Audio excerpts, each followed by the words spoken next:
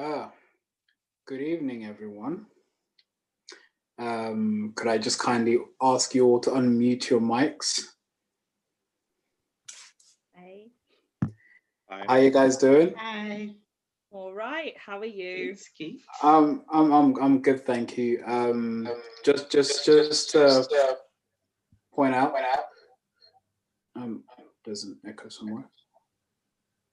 Right. Okay. So just to point out that over the last couple of weeks we've had sessions like this where it's asking.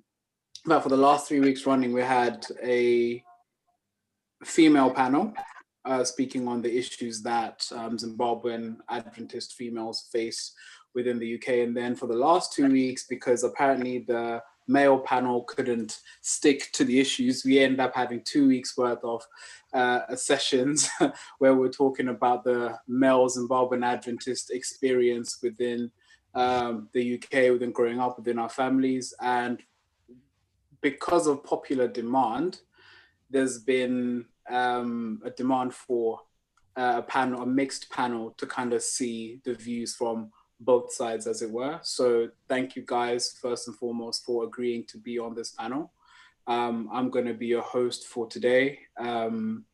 Hopefully I can fill Michael's very big shoes in this because he's had to be called elsewhere. Now, before we begin, could I ask Cynthia to pray for us before we continue? Sure, let's pray. Our dear kind Heavenly Father, we thank you for the day that you've given to us. We thank you for allowing us as young people to come together and just be able to chat and discuss about life experiences and what we've learned with other young people. Please just be with this meeting and everything we're going to say and everyone who's watching. Just my prayer. Amen. Amen.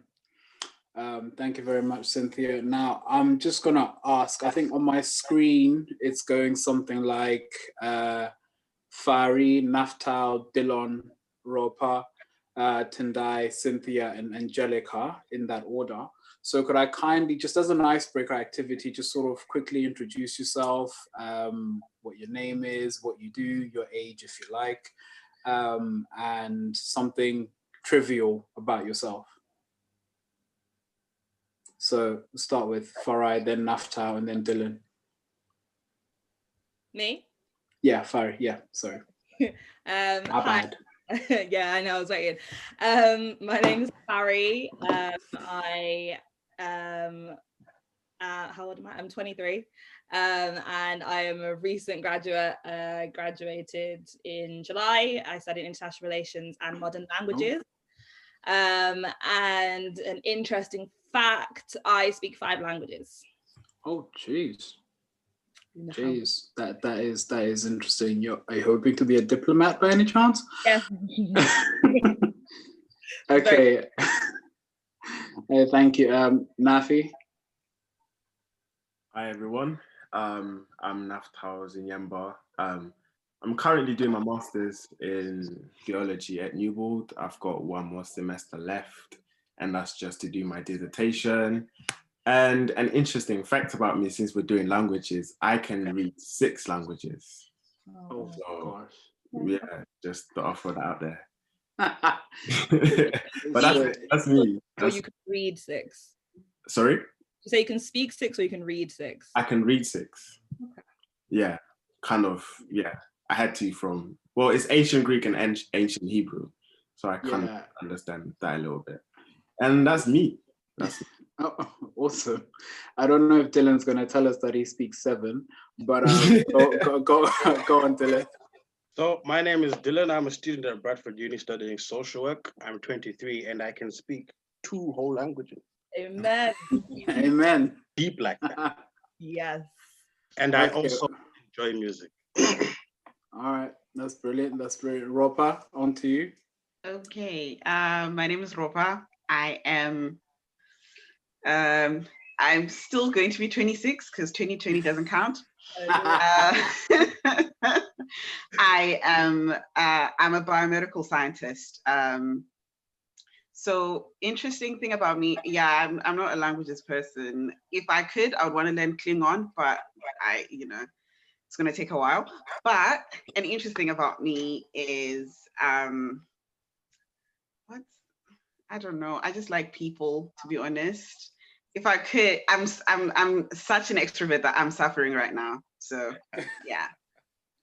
I would have thought the idea of wanting to learn Klingon might be the most interesting thing, because I only find that in, well, yeah, not amongst this particular circle.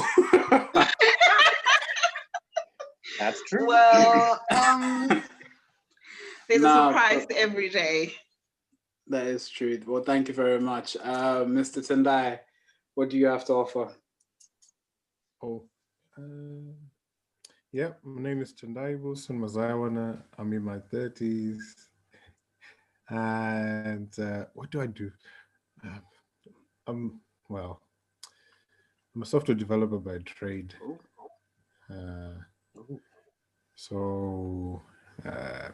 Well, in a nutshell, everything that I do is around software development. I do have a small company that I run as well, but it's just me in that company. But, you know, still a company nonetheless.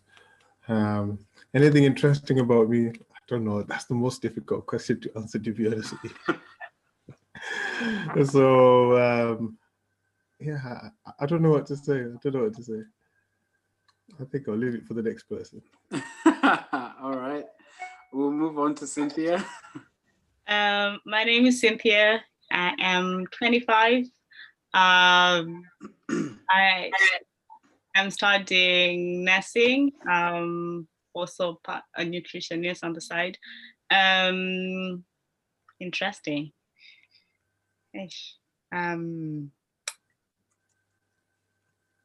Can I ask someone to say what's interesting about me? All right. I volunteer because I know what's interesting about you. Yeah, go on, Ropa. That we have to explain every joke to you all the time. Hey, Cynthia, Every do you single remember this? time. Cynthia, do you remember this? No, let's not go into it. Okay. Seconds later.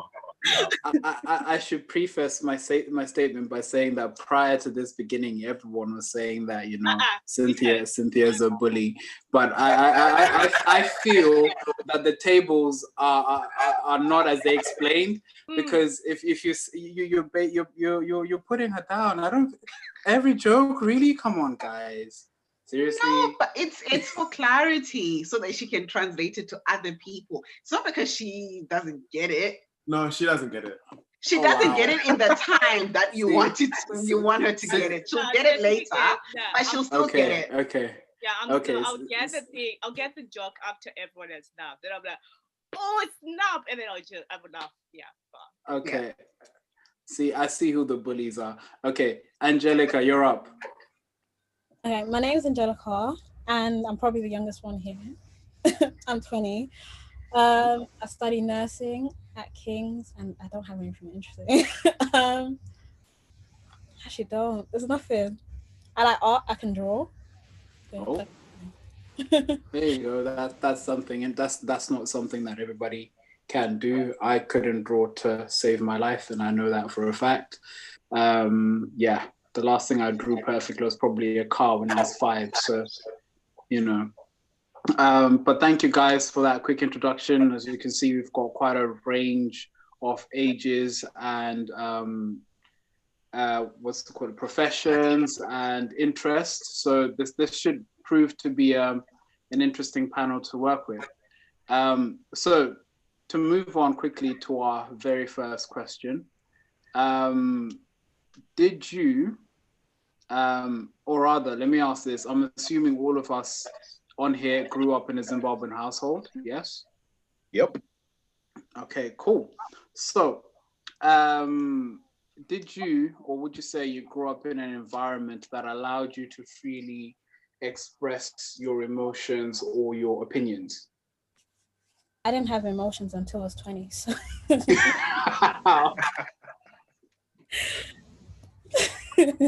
Okay. Would you care to elaborate on that? Well, there's this thing called My House, My Rules. So that includes your emotions in that term. So Right. I guess you could try, write them down, and then do a letter and send them to her. But yeah, no, I don't know. I never had that freedom unless I was outside the house. But in that house, you could try talk, but it was never. The final decision was hers. So, yeah. Right. Okay. That's fair. That's fair. I'm not sure which hand went up first, so I'm gonna honor the ladies. So Fari. Yeah, no, just building off what Angelica said, I mean, at least in my household, I mean, bless my parents, they did try. But it's when it comes to like talking about my opinion, like, yeah, no, I can't lie, in their house, I didn't have an opinion. It was just whatever they said, I would just have to follow along. And it's like, I don't know, to be honest, I don't know if it's because they wouldn't let me express my feelings, or it was just kind of because of the kind of relationship we had. I just didn't feel like if I was sad, like if I was having a bad day at school, like I would probably, I'd tell my mum, but it wouldn't be like the first thought. Like usually if I was having a bad day, the first people I go to are my friends. And like, not even like I didn't feel comfortable talking to my parents. It just, the thought didn't really occur to me unless they are. I don't know if it's, but I don't know if it was because they, like, I wouldn't say it was because they made me, like, they wouldn't let me express. It was just the kind, like the way our relationship was built up. It was very parent-child and not really like, it was more when I got older. So like now me and my dad are quite close. So now I'm more comfortable talking about certain things, but I still wouldn't go with like everything. But yeah, I wouldn't say that they said no. It's just more the, like the way the relationship was set up. Okay. Nafi, you're up. Oh yeah. I think most of us can relate that the only emotion that were allowed was happiness. Everything, that is fact. Like the only Right. thing you could be in the house was happy. Like Right, okay. if you were sad, it's because you are not happy. So you need to get a point of happiness. If you're trying to explain that something is frustrating you, it was a point of why are you upset? Why are you angry about this? And I think one of the reasons that I've noticed is that there's so much like negative thoughts around other emotions, and the only emotion that is deemed okay is to be happy.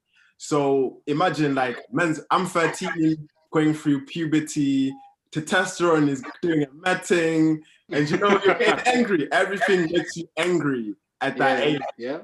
And I feel like me and my mom, bless her, because like I would get like really angry, and my mom's like, you're possessed by Satan. And I'm like, and thinking about it now, it's jokes, because I'm like, I kind of understand where she's coming from, because it's like anger is never seen as a positive thing. But I think there could have been a way in which like you could sit down and be like, why are you feeling this way? Why are you feeling frustrated?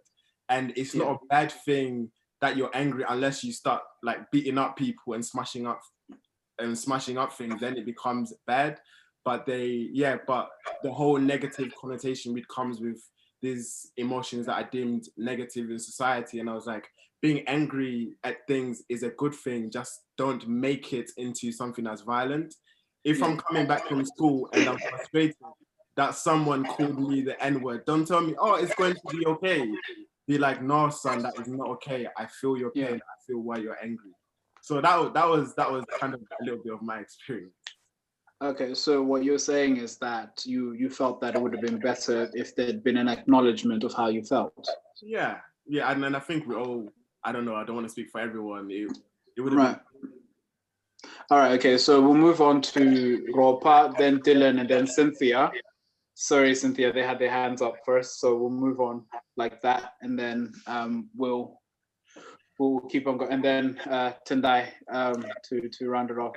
Actually, I think that might be interesting because he's much older than the rest of us, so we may see a different side of it. Sorry, go on, Ropa.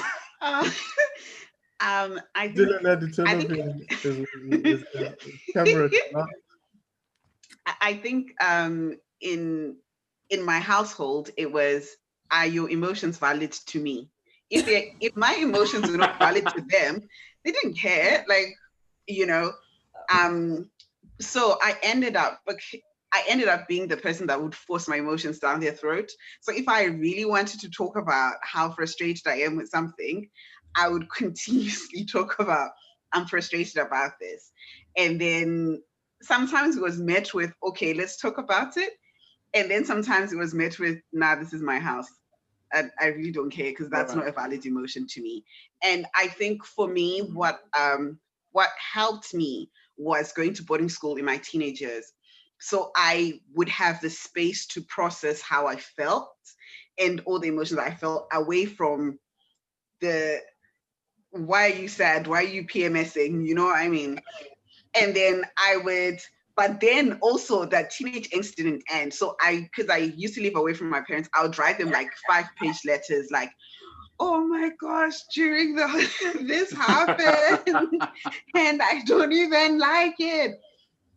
And I think that became a way of us just knowing that someone was feeling some type of way, but maybe we just needed some space to breathe. So yeah, that was my kind of experience with my emotions. And my opinions didn't matter. Am I being fed? Am I going to school? You know, do I have clothes on my back? Those are the 3 important things. Your emotions, you know, pray to God, sing a song, and you'll be fine. Wow. Okay. Right. Okay, Dylon, what do you have to say on the matter? For me, when I was younger, I would just kind of copy my dad, and he wasn't the most expressive person in the world. So I didn't really realize this concept of emotions and feelings until I was maybe 15, 14. And even then I was still confused. Right. So now there's a concept that we're going to talk about later on called like emotional intelligence. I didn't know that word existed until CAP meeting 2 years ago. So for me, I didn't even register these things together. So, you know, in the past when I'd feel certain ways, I'd either talk to my mom about it, which was a short conversation. How do you feel? Fine, okay. And then you just move on with your life. Like this idea of an opinion, I didn't know what that was until secondary school, somewhere. Right. But that's my experience with this topic. Okay, so, Cynthia, you have something to say? I think I kind of had a little bit of a different experience from most people, because I remember, I can't remember what happened before I came to England, because I used to live with my mom, but I was at boarding school. Yeah, long story. And then when I came here, it was just me, my dad, and my little brother. So I hadn't seen my dad for a long time, and then it was like we're kind of sort of like rebuilding a relationship. And I was one of those people who used to talking to mom. So I would try to speak to dad, and then the first days, my man would struggle, because some conversations I would ask, if you know me, I ask questions. I just ask everything. I would ask, and then you'd actually see you were struggling. And then when I was like a little bit emotional, he was struggling. But I think he kind of realized, okay, I'm the one who's here. I have to find a way. So it kind of forced him to kind of come out of his shell, like the way you grew up with his parents. Like you realize, no, it won't work with my daughter. I have to speak to her, because I would like literally force the conversations until we've had conversations. So even when my mom came and everyone came, it just remained like that, whereby if I have something to say, I'll just say it. However, I noticed one time when I went to Zim, because I didn't know like it was a thing. I went to Zim, and then I would ask a lot of questions like, but why do we have to wake up at 5 a.m.? But what, you know, I would always ask, because I'm used to asking. And then one time my grandma like sat me down with my cousins, and she was like, oh, do you know when you do this or you do that? Like she was like instructing us, which was good. And then like she was like, oh, do you have any questions?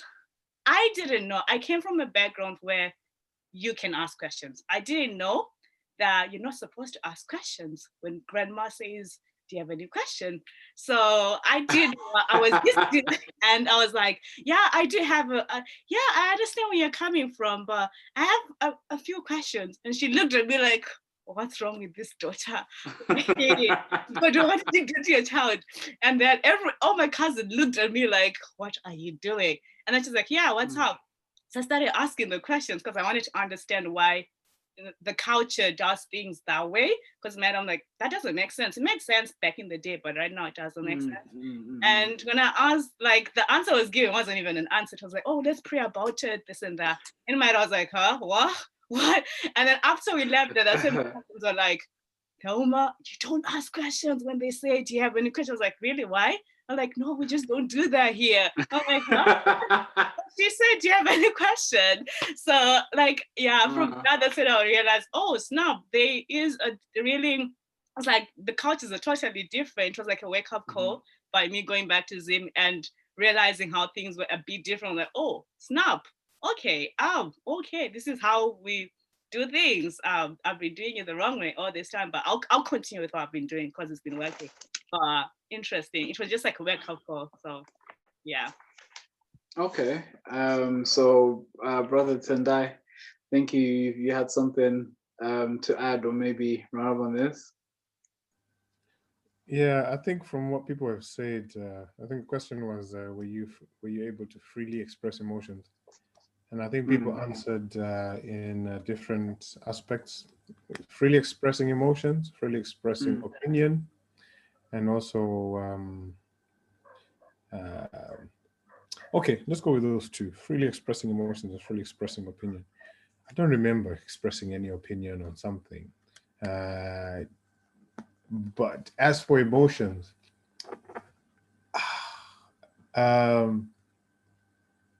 there was no choice for my mom, for her to say, oh yeah, you can't express this or you can't express that, obviously. So for example, if I wanted to go somewhere with my older brother and then my mom says, no, you have to stay back, and I start crying, that's expressing emotion. So she would have been like, no, don't cry, or she should just probably tell me why I can't go and all those things and stuff. So when I was at home with my mom, yeah, I could express more emotion, even crying. For me, it wasn't crying. It was more as, I don't know what you call it in English, but you're trying to call it kuyema.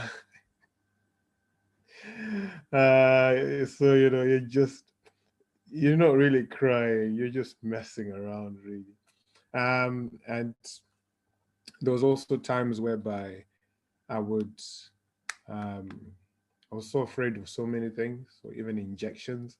So my mom was a nurse and she was in charge of one of the hospitals in Zimbabwe. So she took me there for immunizations. And as we got there, so as I saw the injections, I was screaming and bawling. And then, so what happened is they put an injection on one side, on the right, on one side, and then because I was screaming and bawling and just doing, just like, wiggling, a lot. And they're like, oh, I don't think that one worked. Then they went to the other side. And then they injected the same day on the other side as well. And I was just like, oh man. So I was free to express my emotions, but obviously they were not always accepted because obviously your parents would know better. But when I was at my grandparents, I'd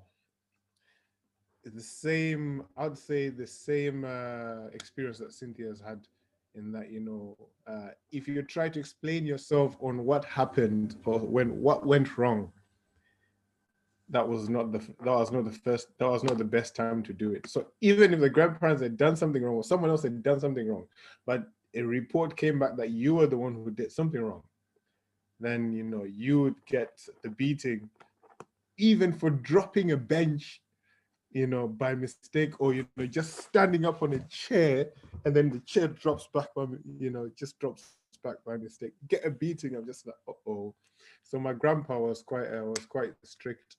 So there was a time when I used to try to answer back and say, maybe defend myself, but I found out that that just got me into hotter soup. I stopped defending myself. And as soon as I stopped defending myself, I was now the best grandchild. I was like, okay, so this is how it works. So, yeah, I was free to express emotions, but they were not always taken, obviously, the way I wanted.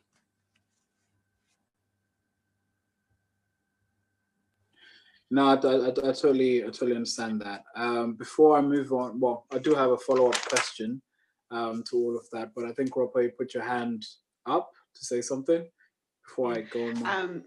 Yeah, I just wanted to kind of speak on what Tendai was saying, that when he went to his grandparents, like things were different. I think for me, it was a completely different idea. I think my grandparents' house was more of a very safe space for me to express exactly who I wanted to be.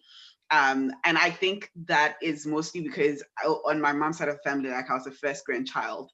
So everyone was kind of like very allowing, and my mom had like younger sisters, so I had aunts and uncles that, you know, would be there if I wanted to kind of be like vent or whatever the case might be. So going to my grandma's house was really, it was enjoyable, although my grandma was kind of, sometimes my grandma is literally the most dramatic person I know in my life, Right. but I think there I was allowed to kind of be this person where, you know, where if I wanted to cry at home, my mom would probably be like, you can't cry, you're the big sister, like you need to calm down. Whereas at my grandparents' house, she'd be like, okay, it's okay, darling, you can cry, it's fine. So yeah. Okay, so just an observation. So would you say your mom was the firstborn then?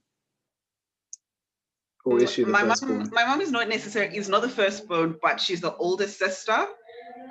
So she kind of is, yeah, she's kind of very, yeah. No, it just was interesting to me that she mentioned that, you know, you're the oldest, so you have to be. So it's almost like she's transposing her experience or what she's supposed to be onto you. But moving forward, so then just out of curiosity, then, with everything that, or with the way that, you know, on the same topic of being able to express yourself, your emotions and opinions, what effect do you think that's had on you as an adult now? Do you think there's any residual effects in the way that you interact with your friends, your colleagues, your schoolmasters or whatever? Fari's hand went up so quick, and then Dylon. So we'll start with you. Go on then. I mean, I'm not gonna lie to you, I don't know when it happened. Probably, I don't know if it was uni or sixth form, but at some point I became the most opinionated person that you will ever meet. I think maybe I've always been like this, but there was some point in my life where it just comes out. And like now, kind of like Cynthia, but at my big age, I now forget sometimes who I'm talking to and who I'm sharing my opinions with. So like, I think because now, like, obviously my brother's 20, the other one's 13, and then like my family, we're a big family in one house, so we kind of talk a bit more. But then like at uni, if I disagree with what you're saying, I'm going to say it with my chest. Online, anywhere, I will say things with my chest. And because I'm so used to speaking like that, when I go home to Zim now, I forget that not everybody speaks like this. So, I mean, I'll give one example. When I was in Japan, I was staying with, I mean, I say auntie and uncle, but it's Vanessa Kuro and Ambuya, my dad's auntie and uncle. And like, they're really cool. So like, obviously I'm very, very chilled with them. And I think the conversation was something about a woman's place in terms of marriage. And my uncle was trying to give me marital advice. And I mean, I can't really say the exact phrase that he used because it's not exactly sanctified, but it was along the lines of, to be a good wife, you have to be, what was it? A slave in the kitchen and an active participant in the bedroom. Let's say that's what he said. And so obviously, like, my natural response is like, but Sekuru, you're not making any sense. And then I just started speaking, and I forget that, like, Fari, like, you can't be speaking to elders like this, but I did. And I was lucky that he was like really, really cool, and it opened up a very, very interesting conversation. We had a great dialogue, and then he was talking to me about how if my husband cheats, I should find a way to make peace with it, and etc., etc., etc. Like, you know, all these like wild, landish things. But it's like, because it was only when the conversation ended and I went to bed and I was like, Fari, you were talking very, very, very brave. I don't know where this comes from. So just pray that I can deal with it before I go back to Zim, because I know that I will say the wrong thing to the wrong person and then it's going to be a whole disaster. But I think it is important to eventually find a place where you do find your voice, because you don't want to get into now adulthood and say at work or in professional settings and you can't speak and you don't have an opinion, because then you're just going to end up following along with the crowd, and then that's going to be a problem in itself. So I think at some point you have to learn to have opinions and voice them, but yeah, time and place. Thank you for that. I think that branches off into another discussion regarding culture and how it's affected the growth of Africa as a whole, but that's just my brain working on something else. But we'll move on from that. So we had Dylon and then Cynthia, and after Cynthia we'll have Nafi to share as we round up on this particular question.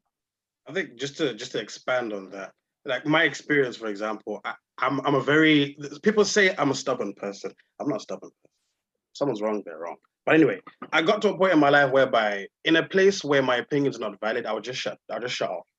And I won't even bother because there's no point. And that got to a place whereby, you know, I couldn't communicate with my family, with my friends, and it's just a negative situation. So I had to learn how to express myself without offending. And it takes me a long time to learn lessons. But when I learned that lesson, it became easier to live around more adults and things like that and converse with them. But in many situations where I'm not listened to, I will literally just shut down or just leave you, because what's the point? Okay, no, I think I've come across people like that. Me myself personally, I could say that I'm more like you, Dylon, in that if I feel like my opinion is not valid or it's not going to be validated, then I tend to shut down. The problem with that is I know that usually at those points my opinion is probably the most venomous opinion on the planet, so maybe there's good reason in keeping quiet, because once you express it, I remember having to express my opinion fully at one point or another, and in as much as it wasn't taken well, yeah, let's just say I could have handled it better. But again, maybe it stems from having to hold so much in, when if you let it out a little bit at a time, it becomes a bit less venomous. Sorry, Cynthia, you had something to say to that. Yeah, I've got 2 points. The first one, touching on what Dylon say, like I would say, actually touching on the question, I would say, wait, what was the question? I don't know how to answer. So the question was, how do you think that has affected you in your adulthood in terms of how you relate to your friends and family and colleagues and all sorts? Okay, I would say it's a positive and a negative thing, whereby, like, because I grew up with whereby most people my age, especially who came from African backgrounds and everything, they couldn't really stand up for themselves. So I was like the one who would always stand up for people. Maybe the first few days I didn't know how to do it. I'll just say it, like yeah. But over the years, I've learned how to kind of approach different age groups in different ways, because like you try different things and then you realize actually this doesn't work with. So you kind of have to adjust and figure out, okay, what's the best way of standing up for this particular group in the right way, with this age group or with this society, that kind of thing. So I would say it's a positive thing. Although once upon a time it was a negative thing, because I was like, okay, Thelma is here, she's gonna say it, and I'll just say it. I'll just say what people are feeling. Which wasn't the best way, but learned. And then the other thing I was saying, the whole aspect of not being able to talk. I think when I was younger, I would see my family, my parents, like they would communicate properly. But then, and I also see like other marriages, like Zimbabwean marriages, where the wife was like a participant, she's just there. And then the husband is the one who's like, that kind of thing. And whenever I saw that, I was just like, nah, I'll never get married to a Zimbabwean man. So it kind of gave me like a negative, what's it called? Negative connotation about Zimbabwean men for a very long time. And in my head, if you knew me, it was like never, ever, ever, because of what I was seeing around me. But now that I've grown, you realize, oh snap, my uncle's marriage is actually amazing. That kind of marriage is actually amazing. You realize, it's not every Zimbabwean man who's like that. It's just like sometimes how the person would have grown up and everything like that. And you can't bracketize everyone. But it kind of, I think for a long time, it gave me a negative a negative thinking about. I was like, I want to run away from this Zimbabwean culture as much as I can, because I don't think I talk too much. I'm not. I don't think I can see myself like just following without kind of voicing out or being fully who I am, that kind of thing. So yeah. Okay, so we'll move on to Nafi, and then I think Dylon, you had your hand up again. Right, and we'll move on to Nafi, and then we'll round up this particular section with the final question. Now, before I go any further, Slim has sent in a question that we need him to clarify. So yeah, we see your question, but we're not entirely sure what you mean. So the question, you guys on the panel might be smarter than me, can help me elaborate. Should there be a gap between parents and children in terms of emotional expression? So could you please clarify your question, Slim, and then hopefully we'll be able to answer that for you. Sorry, Nafi, you can go ahead. It's all right, man. Well, it's funny when I think about it, because I'm like, there's actually two sides of me. Right. A lot of people think that I'm rude. If you know me, a lot of people be like, oh, but Nafi's rude. I see Cynthia's like, yeah. But I'm not rude. I'm not rude. I'm a nice person. But I don't know, growing up, especially around Zim, you kind of have to learn how to stand up for yourself. Right. Kind of need to learn how to like say what you mean and mean what you say, because like people will just start running over you, especially like my uncles. If it was for my uncle, I'll probably be bold. I would be somewhere doing nursing somewhere. You get what I mean? So I had to learn how to like fend for myself. If I don't like something, I'm like, listen, I do not like this. If you don't like it, then let's talk. Let's have a conversation.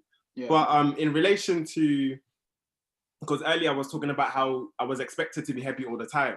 Now, if you see me, I'm always, most of the time, let's say 90% of the time, I'm always smiling. I'm always trying to crack jokes. I'm always trying to make somebody out there laugh or feel better. But I understand that there's positives. A lot of people thrive from that. But then there's also negatives, because I never really learned how to express myself when I'm feeling sad.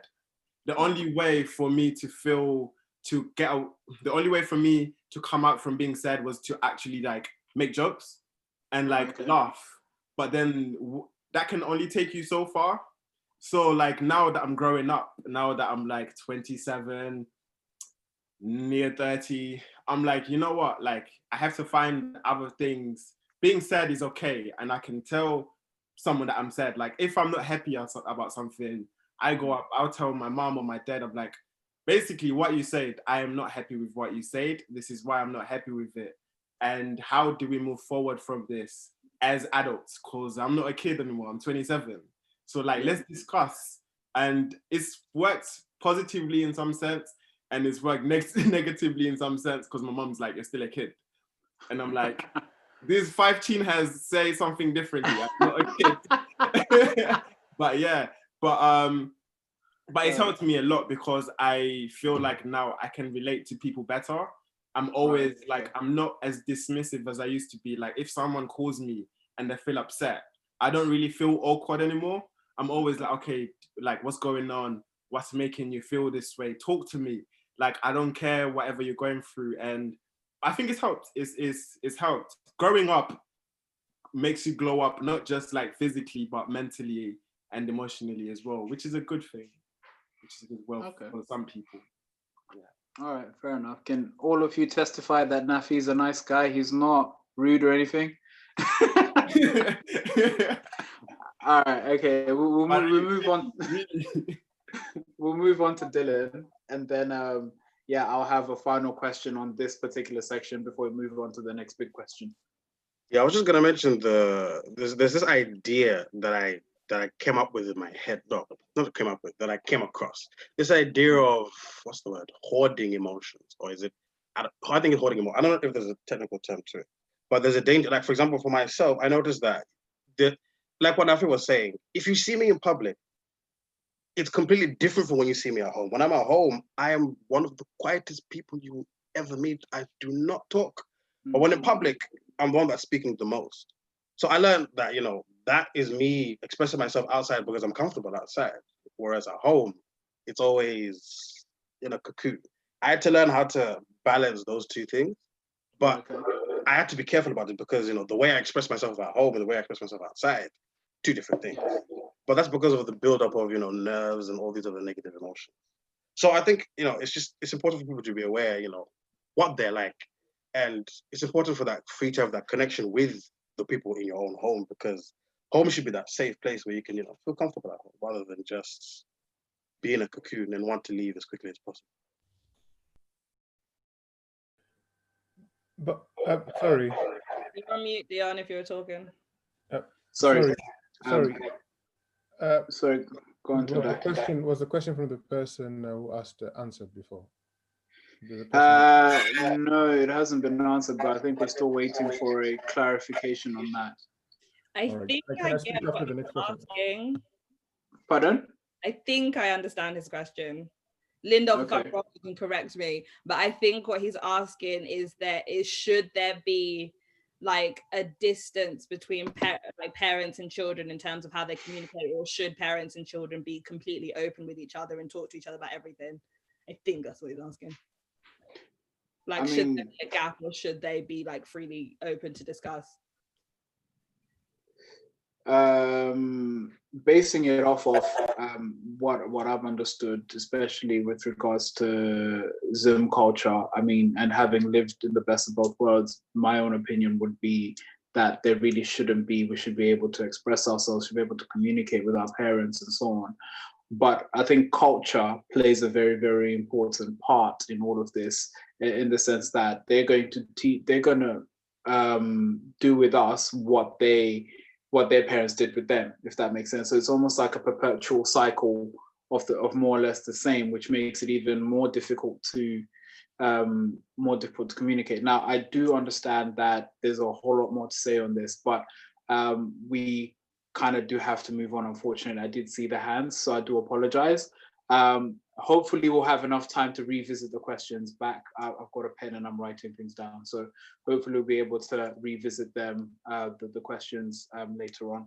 So just to move on quickly to the very next question. So we have to now again dig deeper. To be fair, we might even answer them with the next questions.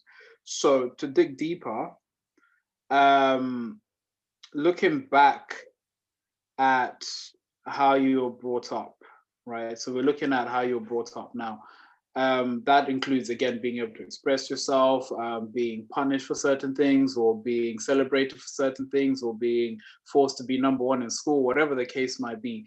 My question to you is, looking at the whole picture, would you say the way you were brought up was all bad? Because I'm pretty sure there's things that we would say, no, when I'm older, I'll do this differently, or I'll do that differently. Would you say it was all bad? Would you say it was all good?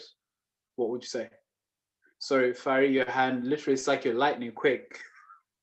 No, Fari, my hand down till someone else talks.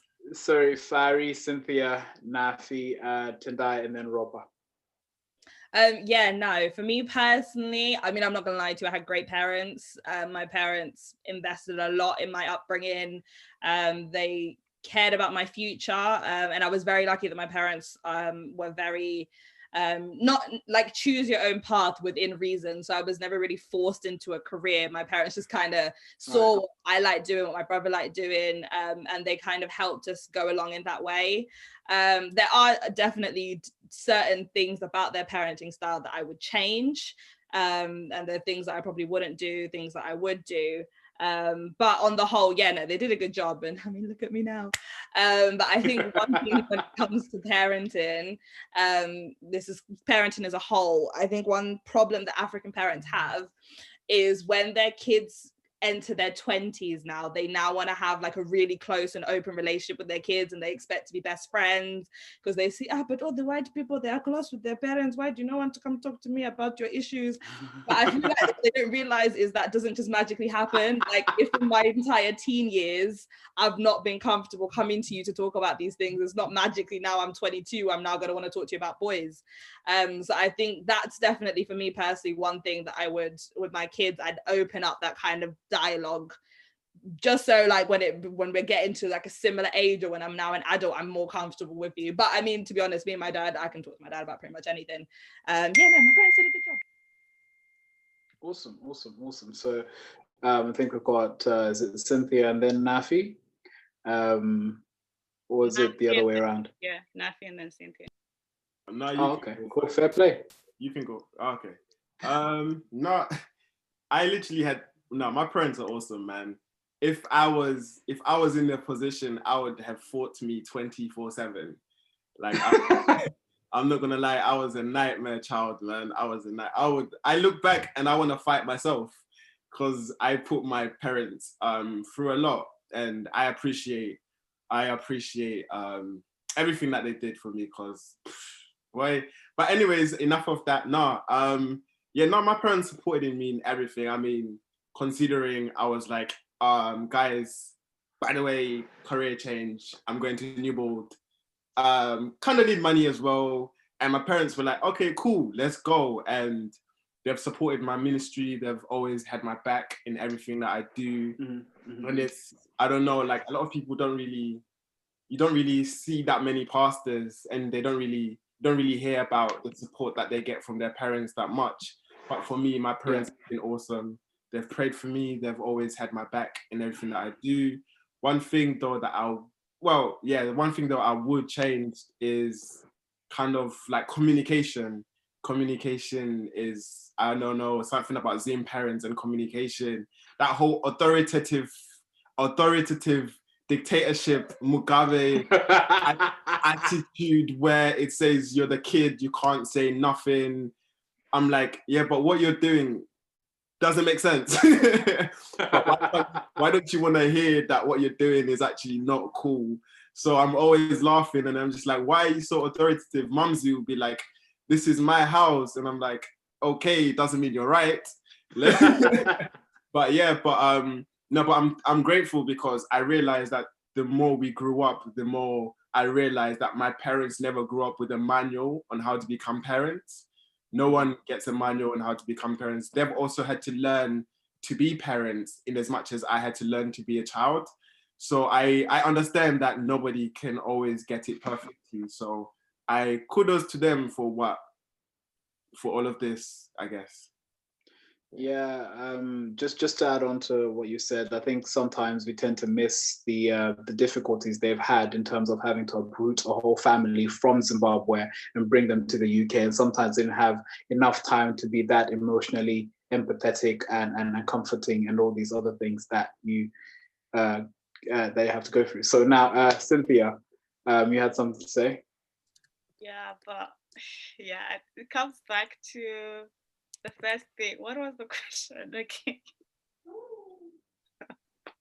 So the question was, looking back at how you were raised, do you think it was all good? It was all bad? What would you change? Okay, so I think Nafi kind of said most of my answers, which I was gonna say. Like I would say, to be honest, I wouldn't change much. Because there have been more pros than cons. Like my parents have been there for me, even when I was like, okay, you know what, I want to go back to uni, that kind of thing. They were there. When I was on my own at uni, I knew I could just call my dad and be like, you know what, I want to come back home for the holiday. But if you know me, like I had a lot of stuff. So my dad would literally hire a big truck, come do the whole 5 hours to come pick me up in my whole chunk, bring it back home, and then do the same like on his own, that kind of thing. And before I knew how to budget, I remember first year when the first money came, I literally just, it went up like that. And then I had to kind of be like, oh, daddy, can I please have money? Can I please have money? And then you'd give me until like one time I came home and he was like, oh yeah, let's can we just look at your financial, at your bank account? I'm like, what? He's like, yeah, let's look at your bank account, you know? And then we had to sit there. Oh, that was the worst. I had to sit there with him looking at, oh, but why did you buy that? Why did you buy that? And then after that, I was just like, never again, you know, I'm going to get a job. And then he helped me to get a job. And then because of that, it kind of empowered me to actually become more financially like sound, like, you know what, when money comes, you have to budget it like that. And then you'd always be there for me. So throughout, and even with mom, like she was one of those, even until now, she's more like my best friend, because when I'm going through stuff, I know I can go to mom and she will not judge me, she will just listen. And then sometimes it end up going to dad. So dad will end up knowing. And then you ask me, oh, about that, I had, I'm like, I didn't tell you. But it's like, here's what I'm saying. Thelma, can you just talk to me? Like, talk to me as well. Why? And sometimes I'm like, oh, where's mom? I want to talk to her. It's like, oh, you can talk to me, you know? Nah, I don't want to talk to you. I want to talk to mom.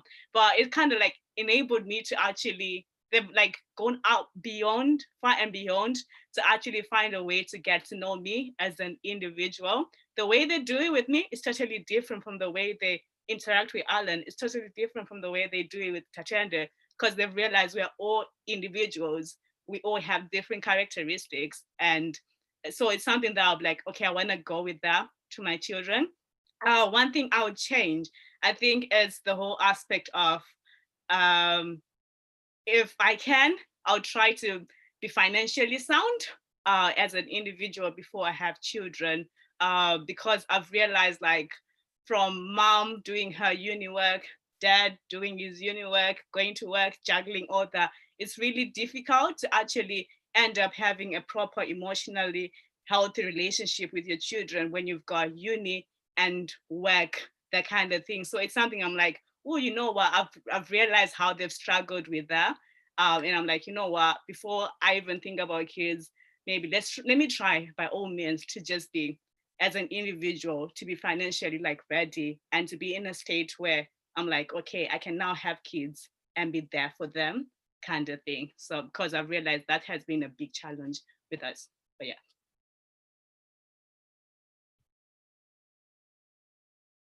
You're on mute, Deon.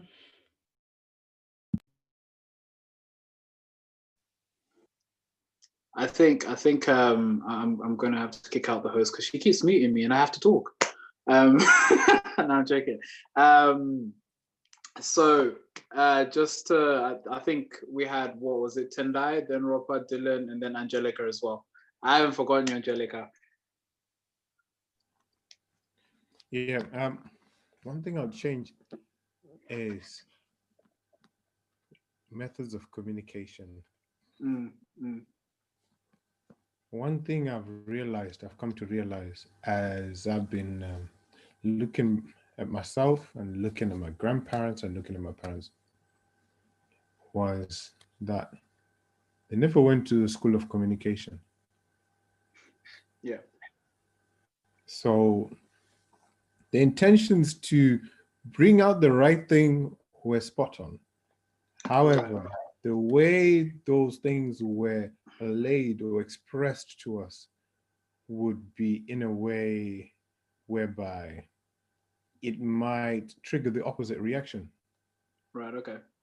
So I only realized this when I read a book by Nancy Van Pelt, which is called How to Communicate with Your Mate. Oh, she's good. Yeah. So when I read that book, I started looking deeply at all my relationships, all of them, with my siblings, with friends, or whether I had a girlfriend at that time, you know, looking at everything, you know, and making sure that, you know, if I'm listening, I have to be quiet and fully listen. If I'm going to say something, then I have to make sure that I have fully listened and I fully react to what I'm going to say to that person in a way whereby they're also going to give me a chance and I will also give them an opportunity. I don't usually see that happening with you know, with our parents, especially from Zimbabwe. I can't speak for everyone, but so the ones that I've seen, if you try to say something, sometimes they're like, oh, why are you so quiet? And then you try to say something. As soon as you say something, they start talking over you. Like, but you won't let me to speak. Now you're speaking over me. You know, so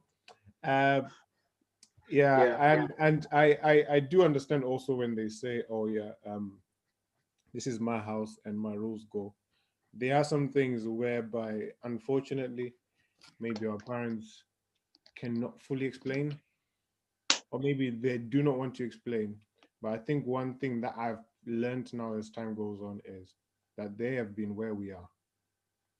So a lot of the experiences that we're going through, they already have a lot of regrets which they're not telling us.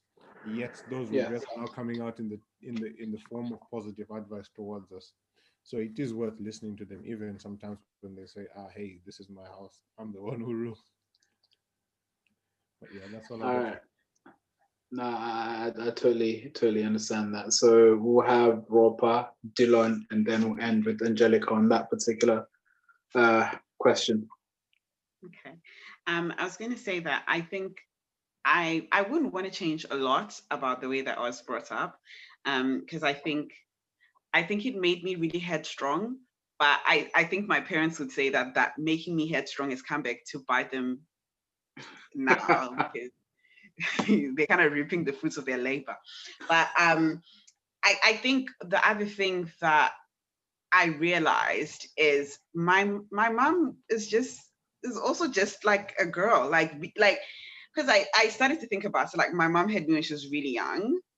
If I had me when I was 23, I don't know what I would have done. So I think when you think about your parents as just being as human as you are, I think you start to see them in a very different light. Right. And I think I really appreciated the way that my parents gave me a deep sense of community and family. Right. You don't, if there's one thing that like my parents don't compromise on, is these are your like they always tell my brothers, like, this is your only sister, and then they'll always tell me, like, these are your only brothers, like you don't have any other choice, like these are your people. And I think that kind of helped me be clear on what I want to do, and how kind of like my life is going to go. But I also I think if there's one thing that I would want to change is, like everyone's been saying, like communication with your children is not going to start when you're 23 to be like, oh, right. So who are you dating? If you didn't want to know who I was, you know what? I had this conversation with my mom about how when I was younger, my mom used to say, don't even want to see a boy standing next to my house. What is he doing here on my gate? She didn't do that, wahala. And then I'm like, you chase down these boys, my children, with intention rather than communicate from a parents communicate to their siblings, very different from the way that they communicate with them. Sometimes my parents didn't realize that they didn't. So I think like me and my mom, like my mom is, but that's a trait I gained. Absolutely annoy him when I do it because of my children, and be willing to forgive them. Got that from me. They didn't get it from Amazon gifts in their sister's name. That's really wrong. Said party, we're not going to be exposing who that person is to the rest of YouTube. Sorry. About communication, I just want to highlight one thing that I've realized. Time is a giver. I was completely lost. Nafi said it before, how if he went back to the past, he would scrap himself. I'm there. If I was to meet myself when I was younger, I'd give myself a big slap. It's ridiculous. Right. But getting older, coming to this age, you learn things better. And these are things I would never have realized when I was younger. So I just, one of the greatest people that I know is my dad. Okay, But that's what I want to say. Yeah. Okay, fair enough. And Angelica? All right, I'm going on what the question was saying. Growing up, you get whooped. I don't know if I can carry on that tradition because of the trauma it caused. Right.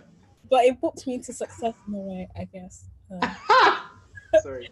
Because I do go to a prestige university because of it. But the way I studied, the thing is, the way I got to where I am now is there was no negotiation, but there was negotiation at the same time, in the sense of I wanted to do psychology. My mom wanted me to do nursing. She was like, you can do mental health nursing. And I was like, so now I'm doing mental health nursing. Right, okay. Because we met halfway. That's a compromise, yeah. But then when you think about the job title of being a mental health nurse, it's a lot. You get whooped, you get hit, and it's like, Jesus.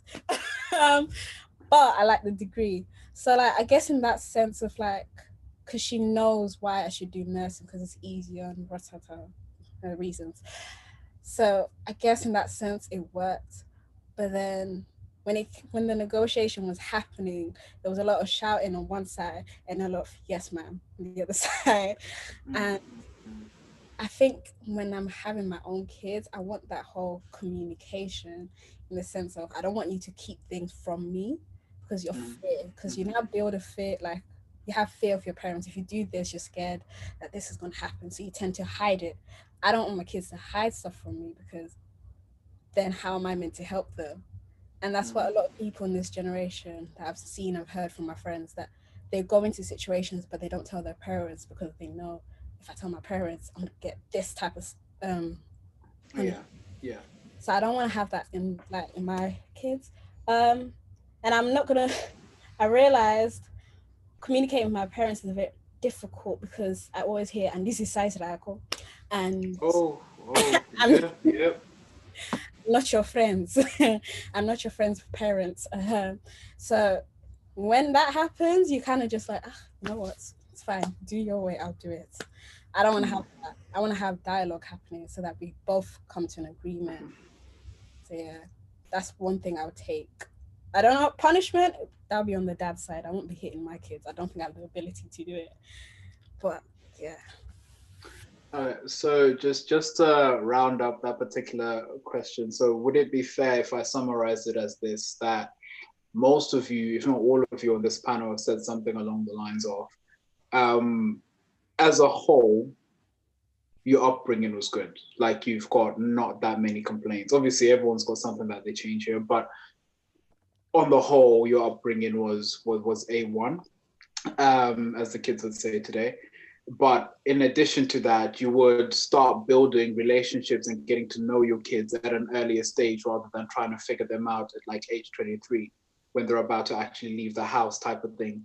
And also you'd communicate your fears and your expectations much better. Because what I found just studying my uncles, my aunties, my own parents and how they dealt with me and my siblings is that it's perpetrating fear, isn't it? But they just don't know how to explain it, as Tendai was saying, that once you start reading into it, then you realize they were trying to get the best out of you. However, they just didn't communicate it quite well. And now when they're starting to try and get to know you when you're older and start to realize that who you really are, it may come as a shock to them who you really are. And so then it goes back to, even if you're 35, 24, whatever the age, as long as you're in their house, you kind of have to do what they say type of thing, which is not really quite ideal. So I do quite understand and agree with you in the sense that we do have to figure out the best way to communicate with our own children. In defense of the parents, I would add that unfortunately for us, they had to, again, as I've said before, pick up and move from a whole continent onto another continent, which teaches you how to ask why. I mean, on the playground, you're asking why, left, right, and center.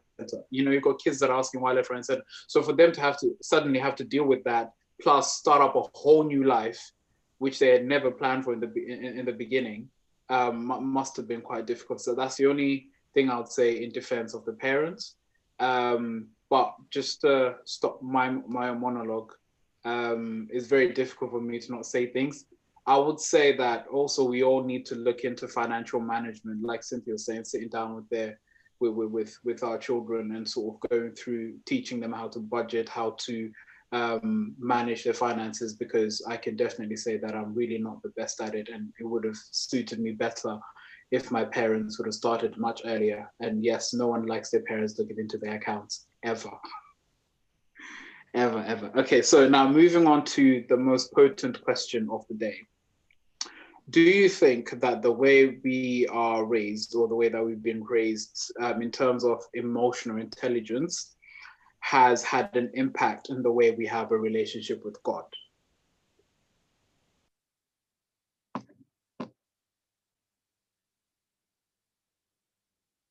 Don't rush at me at once. Sorry, Tendai was there. Tendai was there first. He actually beat Fari this time.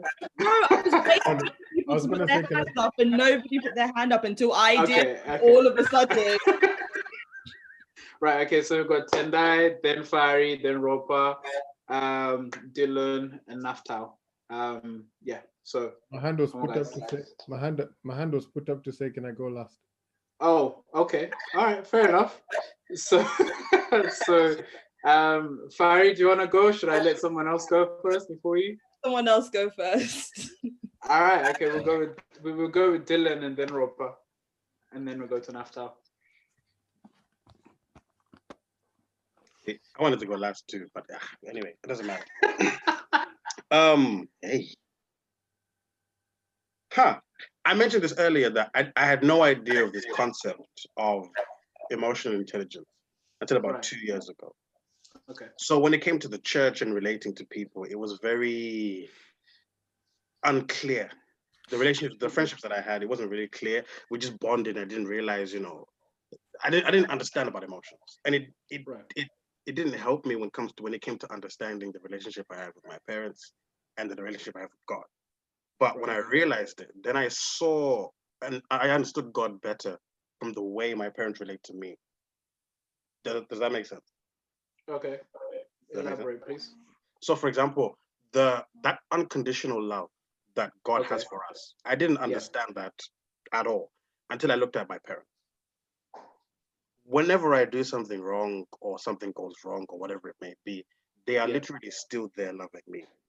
And I didn't understand that in the context of God until I saw it from them. Does that make sense? Okay, yeah, no, I get it. So because I didn't have that understanding, it left all this confusion as to, why does this person love?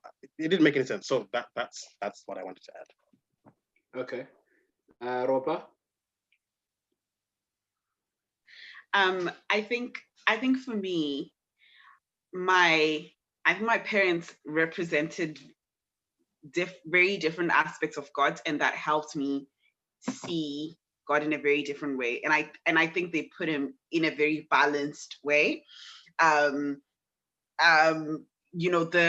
nurturing, the stillness of God was very much reflected in my dad's character, and I could see that whole intentionally wanting to provide, to make sure that I feel safe and protected.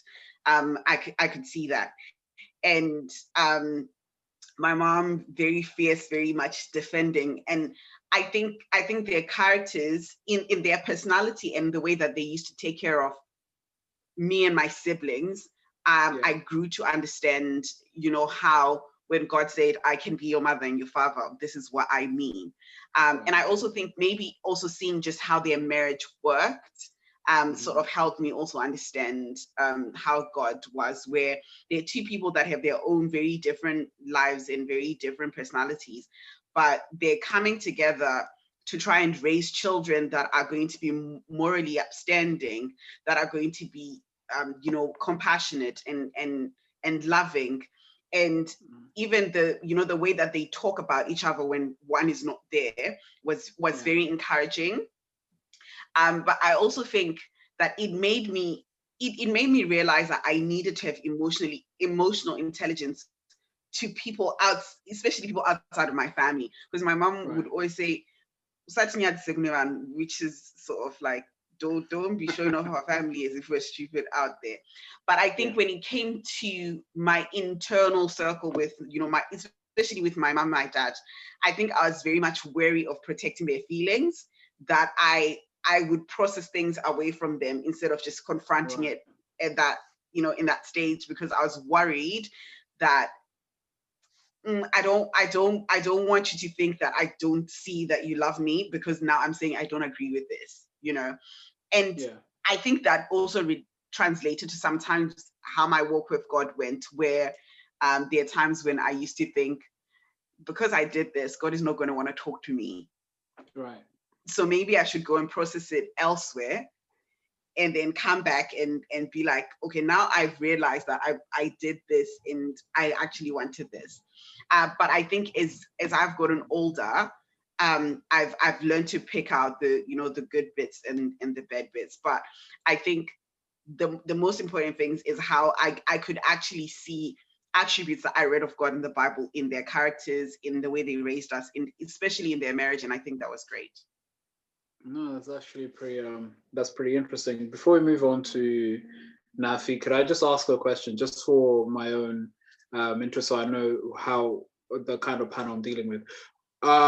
Is everyone on this panel, both their parents are Adventist, would you say, or is it just, yeah, both sets of parents Adventist? And okay, so I suppose it's just me and Angelica then. Ish, you know. Ish. Okay. Ish. So 2.5. Yeah. Okay. Sorry. All right. That's fine. That may influence my follow-up questions as well. Sorry, Nafi. Go on. Yeah. So one thing which I think Ropa kind of touched on was the whole ability. I always focus on communication, because I feel like the way that I was kind of allowed to communicate how I feel, also that's how I spoke to God. I always felt like there's certain things that I should not talk to God about because I couldn't speak to my parents about. So for example, you're growing up, like testosterone is going everywhere. You're starting to see girls from a different light. You get what I mean? And obviously you're intrigued, but as soon as you start trying to have that initial conversation, it always feels like, okay, you're going to go out and start doing these things. It's like, no, I'm not going out to do these things. Like my mind is just intrigued. You get what I mean? So it always felt like now when it comes to talking to God, I was like, maybe I can't talk to God about things like sex. Maybe I can't talk to God about things like pornography. I can't talk to God about alcohol. There's so many things that I felt like God will not listen to me because I couldn't speak about it with my parents. But the more I grew up, the more I understood that, because with my parents growing up, they never had to discuss these things, and it's a completely different generation. So the more that I've grown up now, the more I've also been able to, like, me and my dad talk about absolutely anything. Like, it's like two school kids in a park just discussing. And that's been more built up. But now I feel like I'm at a point where if you hear my prayers, you think I'm literally talking to one of my boys. Like, it's come to a point where I realized, I'm like, dude, like God sees whatever you do anyways. Like you can't even keep it a secret. Just talk like how you would talk. And I always try and channel this to my friends. I always try and channel this to everyone around me and say, listen, you've got to be real. You've got to talk about certain situations, no matter how, because there's always in our Zim culture, there's always that whole protecting your character. Yeah. Being the perfect being. Like if you're struggling with something, best believe you can't talk about it because you're like, what's that word? Uzanyangisa. What is it in Shona? Cynthia, you know that word. Yeah, that's the word. You're gonna embarrass me. So there was always that whole sense of you're going to embarrass me. So there's some things that you can't address because it's going to be deemed as embarrassing. But I guess with me growing up, I realized that it's embarrassing, cool, but it's happening in my life. And somehow, some way, we're going to have to deal with it. And now I'm more confident. I'm like, when I'm struggling with something, I'm like, God, this is how it is. You're going to have to deal with it. Amen. And I think that's helped me so much with my spiritual life, because God is no longer so distant, because he's no longer just the watcher who's watching over me, but he's now a being that walks side by side with me and listens to my embarrassing stories, which Zimbabwean don't hear about. Okay. No, that was a good contribution. I like that. We'll move on to Angelica and Cynthia, and then Fari and Tendai can toss the coin to see who's going to go last. Right, Sorry, Angelica, muted. Basically, goes back to the conversation we're having about emotions and being able to communicate. Because I was very restricted on my emotions, when I started to understand and see how other people release their emotions, I then felt entitled to emotions. So I then thought what I say is right. So I then continued that path, and then other people would be like, no, Angelica, like you need to control your emotions because they're gonna get out of control. And I'll be like, no, like God still likes me how I am, so you're not going to tell me. But then I started reading the Bible, and the Bible's like, don't follow your heart because it's deceiving. Keep your emotions in control. I was like, so for the past 18 years, I've been living my life wrong because I felt so entitled to my emotions. And like being able to speak to God and being realized like, yo, sis, you're not meant to follow your heart. Because I used to tell people, they come up to me with these like, what should I do, Angelica? I'll be like, follow your heart, like it's the right thing. But now I'm just like, okay, no. God says relax from your emotions.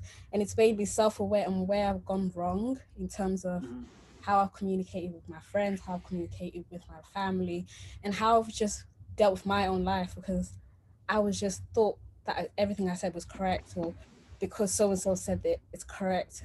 But like when God like G-checked me and was like, no, that's not right. I was like, okay, my bad. So like I've humbled myself more, and now it's the thing of I don't just speak what's on my mind. I kind of type it. Then okay, how would this person feel if I said this? And then I'll be like, okay, nah, delete that. Don't say that. Say something else. And then it's like made me more aware and prevented so many arguments and so many stress. So like I feel like God now speaks to me when I'm talking, even if it's like to my mom about something small. He'll tell me what to say, and it prevents so much arguments. Okay. No, that's really good actually. That shows a lot of growth in terms of the person that you are. Because a lot of us literally go through that kind of stage where we feel like we're entitled to pretty much everything. But then God has a way of humbling you, especially if you read his word. Cynthia, go on. Sorry. Okay, sorry. Okay, so basically for me, I would say that I don't know, I have a point, but I forgot how to start it. Okay, yeah, I would say that like the way I used to view God is literally kind of connected to how my dad would actually like refer to me. So I remember there was a time where when I was younger where I had like what's it called, low self-esteem kind of thing. I was just like, oh, am I even beautiful, that kind of thing. And then it was because my dad, like those days, he never really used to like be like one of those people who would talk that kind of thing about those things, like, oh, my daughter, you're beautiful, my daughter, I love you, that kind of thing. So because you never really expressed that through words, you'd only express his love through buying me stuff, providing for me. I just thought God is a guru whereby he's always just giving us stuff. So when God didn't give me stuff that I would have prayed for, I'd be like, well, God, do you even love me? How come you're not giving this to me? And then because I wasn't hearing that whole element of, oh, you're beautiful, oh, yeah, it kind of gave me like self-esteem. I was like, am I even good enough? Am I even all that kind of thing? Until like my dad, like one day you just come like, oh, my daughter, like you're beautiful, oh, my daughter, that kind of thing. I'm like, oh, I am, like that kind of thing. It just also it helped me to actually realize my value. And then sometimes you just come. I think it was only because like he was now working as a social worker, so you see what was going on in other people's homes, and then you realize, I think I need to change the way I interact with my daughter. So by him changing, it kind of started opening up like things within me that made me realize, oh snap, something is wrong there. Oh, actually, I am worth it. My dad told me I'm worth it. God tells me that I'm worth it. So I am really worth it, that kind of thing. So it was like a reflection of what God is saying and what dad is saying coming together. And then I'm like, oh, yeah, that kind of thing. And I remember there was one time, like a few, last year, one of my friends was talking to me about how they're always hugging their dad and how like that kind of thing, they had that relationship. And I was just like, I can't even hug my dad because him and his dad, they grew up in a setting where physical wasn't really there. So for him, it's like, it's just a weird thing. And me, I find it really weird unless we're taking pictures, then we'll hug each other. If we're not taking pictures, We don't hug. No hug. It doesn't happen in my home. And Right. I sat down and I was like, oh, I think that's where the whole element sometimes of me saying, you know what, I can't wait to have someone is coming from, because I just want a hug. It's not even a big thing. I just want a hug. And it was like, that's when I had to like sit down and be like, Lord, I'm not getting that from home, but you're going to have to provide and fill this void, because sometimes I'm looking for all these things around me when it's all because like maybe there's an element that I'm lacking. So I end up looking for it in other people. Maybe I'll end up running to guys, that kind of thing. Not that I have run to guys that much, but like it's like you end up like running to guys because you're like, I just want a hug, or I just want like a little thing like that. And I think like our relationships with our parents sometimes can really affect how we interact with God or interact with others, because emotional intelligence is basically about personal competence and social competence, like knowing who you are and then also knowing how the society around you. So if that is not really, if it's not coming from home, sometimes it can affect how we interact with God or how we interact with the society, which has been what I've realized in my own experiences. But I believe that sometimes we just have to run to God and ask Him to fill it, or ask Him to send people to us so we can help us fill that void in some way, or just it. But yeah. Okay, no, that sounds that I really like that point. That I think I'm just getting a general theme that how our parents interact with each other and with us has a way of coming into how we relate to God or how we view God. So before I actually ask a follow-up question, two things. Number one, if there are any parents listening, hug your children, and number two, Fari or Tendai, which one of you wants to go first? Tendai, which one? Do you want to go last? I'll go first. Okay. So actually, thank you, Cynthia, for saying that. You know, it's actually a good thing to be self-aware and to as a result of being self-aware, to be able to self-regulate or self-control. Right. You know, I think, if I'm not mistaken, let me just look for the verse, because as I do not want to go wrong on this. It's I think it's Proverbs 28 verse 3, if I'm not mistaken.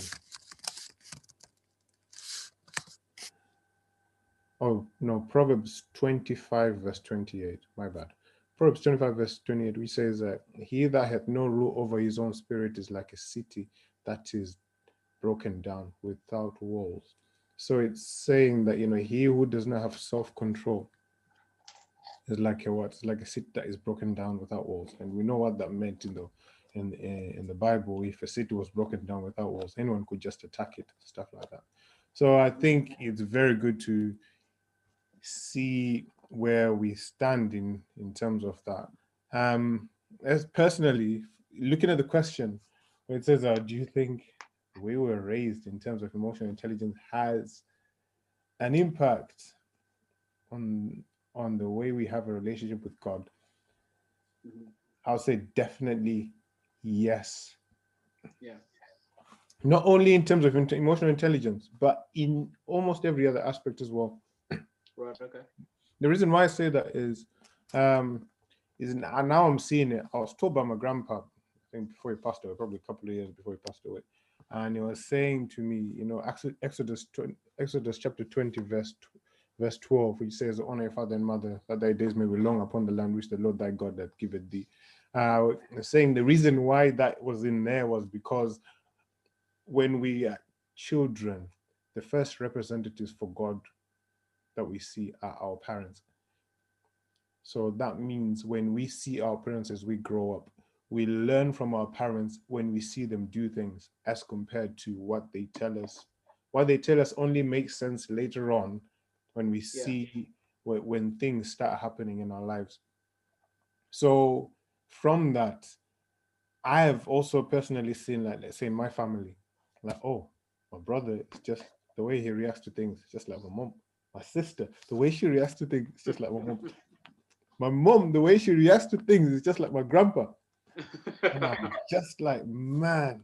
Now it makes sense. Even that verse again in the same chapter, Exodus 20, verse 4 to verse 6, where it's talking about you shall not make any graven images.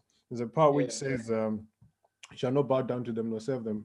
I, the Lord thy God, am a jealous God, visiting the iniquities of the fathers upon the children, unto the third and fourth generation of them that hate me. Why is it upon the third and fourth generation of them that hate me? Because as the children grow up, they see their fathers doing the bad things and their mothers doing the bad things, and then they also, that thing happens as well at the same time. When you look at the book of Chronicles, and I think in the book of Kings as well, almost every time when a king is mentioned, the mother is mentioned as well.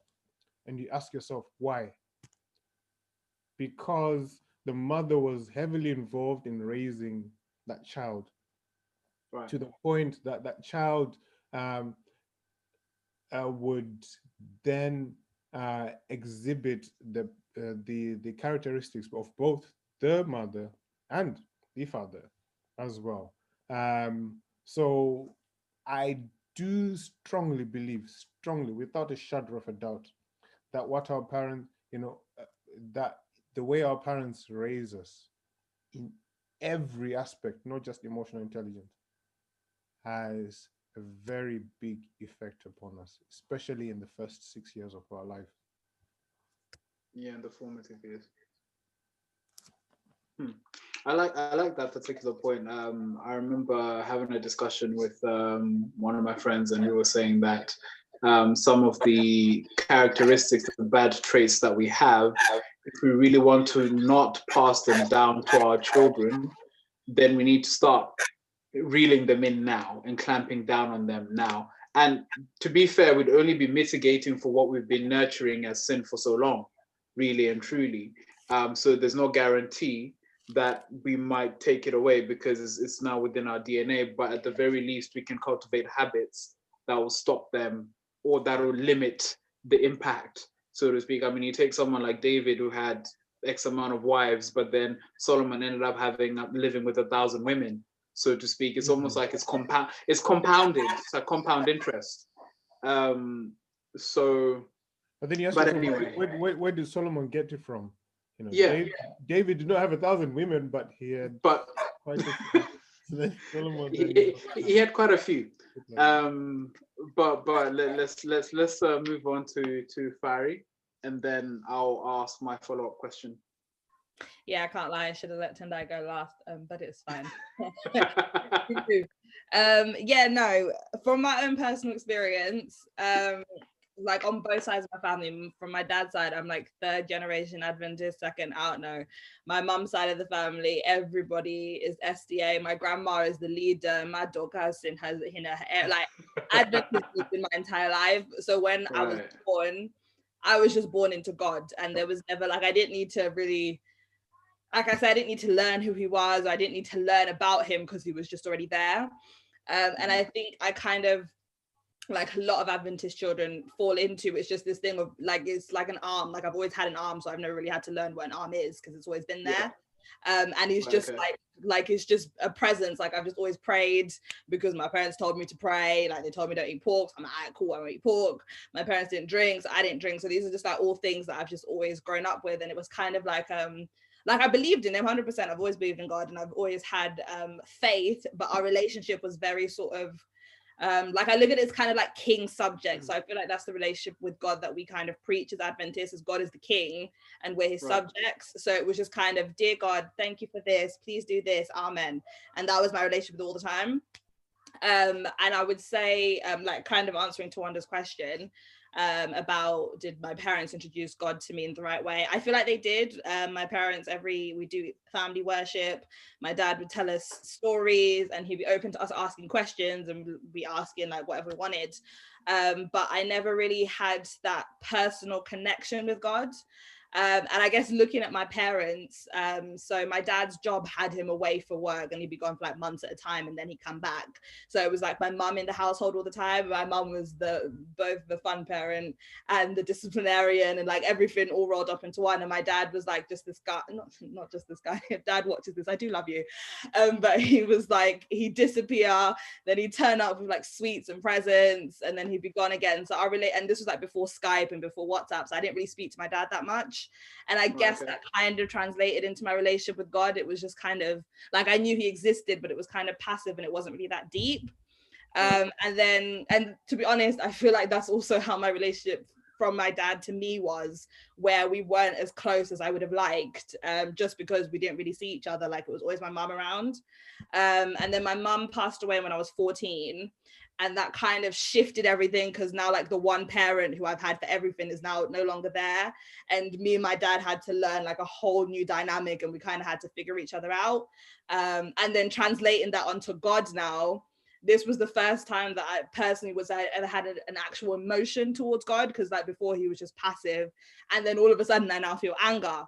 And then that kind of shift, and then, to be fair, like, yeah, it was like there was a lot of different shifting, because I had to figure out how to work with my dad, I had to figure out how to work with God, and the evolution process, like I can see the way I was evolving with God was very, very, very clear the way I was evolving with my dad as well. And we were trying to figure, like everybody was trying to figure out components of this wheel together. Right, okay. Fast forward 9 years. Now my relationship with God, like I'm not gonna lie, it's like Nafi was saying, like me and God are like, we're boys. But it's in the same way that like me and God are boys. Like I've stopped looking at him as a king that I can't talk to. I've stopped looking at him as this guy who's just like far away. I've learned to see him as somebody who sits at the end of my bed and is like, okay, so how was your day today? Well, God, I'm not gonna lie to you, Tawanda ate the last yogurt in the fridge and he didn't have an apologize. Left a box of ice lollies in the freezer. Expected, like, yeah, and I'll tell God about them. I created him, I don't know why he's in my house. And I can say the exact same thing to my dad. Like I called him because I just did his ironing and then like his clothes don't fit in his wardrobe. And my dad, why do you have so many clothes? And like I can see that the relationship that I now have with my dad is the relationship that I now have with God. But I can also see that the relationship I had beforehand was also very reflective of the relationship I had with my parents. So yeah, just echoing what everybody said, I think it's extremely important as a parent how you raise your child to see God. Because I remember there was an RE lesson where our teacher was, he said he was working with these kids, and I think it was a youth center, and they were asking, so who is God? What is he like? And he said to them, well, God's like a father. And then one of the kids ran away and they never saw him again. It turns out because his dad was abusive. And when he said God is like a father, that's who, to him, like the relationship he had with his father reflected like, well, why would I want to be with this God person? That's like my dad. So I think for us in the future as well, it's extremely important that we understand who God is for ourselves, because what we show our kids, that's what God is going to be to them. And that's until they learn to look at him themselves for like the first, I don't know, 10, 15 years of their lives, we're going to be God to them. And so I think that's something really important that we really should be looking into now, way before we even start having kids. Yeah, no, I totally agree. Thank you guys so much for your points on that. That actually covered up my follow-up question, which was going to be somewhere along the lines of whether you were raised to love God or fear God. But obviously, like you all of you have articulated, that your parents basically helped you kind of form a picture of who God is. Until you developed a deeper relationship with God, you kind of had you probably would have had a misunderstanding of who God is. I remember having a conversation with a friend of mine, and I was saying that God is supposed to be like my brother, my best friend, my mom, the great I am. He is literally whatever I need him to be at that point in time. He was looking at me like, yeah, but you can't disrespect God. And I'm like, no, it's not disrespect. If God is my friend, then it's not disrespect, because we should be able to have that conversation. Like Nafi said, he can see what you're doing anyway. So you may as well just actually build that relationship that you need, right? Okay, so moving on to our final question for the evening. Hopefully you guys are not too tired. First and foremost, I would actually ask it this way. I know you guys have been sent the questions, but I'm going to ask it in a slightly different ways, and just one word answers for those who want to, just one word answers. What are some things that society has told you about either being as to what makes up a man or what makes up a woman. Just one word answers. Just, you don't have to raise your hand. Just unmute your mic and just one word answers about being a man, about being a woman. Yeah, just one word answer, or maybe a phrase. Let's say, so for example, I don't know, boys are meant to have a six-pack, whatever that meant. Alpha male. So that's just right. Okay, so go on then. Oh, you mean to explain a bit? I said alpha male. No, just don't explain. Just I didn't quite catch what you said. I think I was just still talking too much. I said alpha male and Joker. All right, so we've got alpha male and Joker. Anyone else? Women are meant to be strong. Women are meant to be strong. Okay. Women are meant to be quiet. Women are meant to be quiet. Interesting. Interesting. King. Mine's in Shona, but it doesn't really it does translate to English, but you know, whenever you hear the phrase "munwem scanner," and you know, it's only really it's only when I hear it in Shona, "munwem scanner," no fun.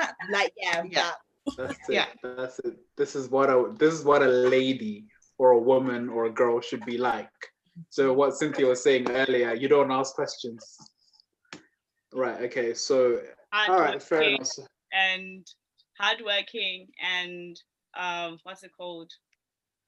Yeah. You go the extra mile for everyone, even if it doesn't make sense.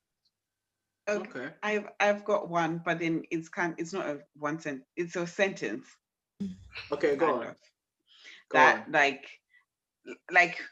Like Fari was saying, Munwem Skana, you have no sexuality until you say I do. Then the switch goes on. Then now wild. Now you have to be hypersexual from right. Okay, right. So just how do you feel about society or Zim culture even I think having put you Oh, sorry, Naftal? No, I was just my bad. I was just going to explore like the whole concept of men not being able, men shouldn't cry. You should always the only time I've seen my uncles cry is at funerals. And that's not even a real cry. It's you know that that you can't see the tear and men's looking into space, trying not to show. And I think it's so damaging because I've seen so many of my uncles who who are still grieving, like my grandfather who died nearly 30 years ago, and they never got the chance to just break down and just let it all out. And I feel like most guys can relate to this. Okay, so now, as your personal experience, have you guys, now moving back to the actual question, have you guys felt stifled, just you personally, by society, by your friends, by the church or partners, in the way that you have to be emotionally or as a man or a woman?